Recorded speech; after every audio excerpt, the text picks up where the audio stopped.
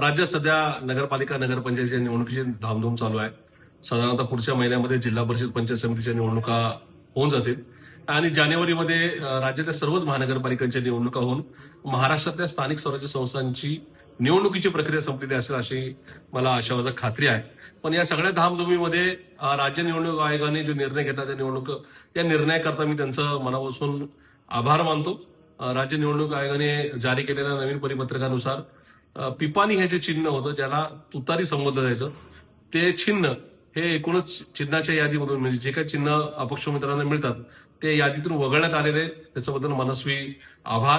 कारण की मागच्या काही काळामध्ये लोकसभा असेल किंवा नंतर त्याबरोबरच्या काही निवडणुका असेल या निवडणुकांमध्ये महाराष्ट्रातल्या काही अपक्ष उमेदवारांना हे चिन्ह दिलं गेल्यामुळं संभ्रम निर्माण झाला होता. कारण की राष्ट्रवादी काँग्रेस पार्टी शरदचंद्रजी पवार पक्षाचं अधिकृत चिन्ह हे तुतारी वाजवणारा माणूस आहे आणि याचंही नाव तुतारी येत असल्यामुळं खूप साऱ्या अपक्षांनी लाख सव्वा लाख मतदान घेतलं आणि त्याच्यामुळे आमचे प्रदेश अध्यक्ष खुद्द शशिकांत शिंदे साहेब यांचा पराभव सातारा लोकसभा मतदारसंघामध्ये झाला.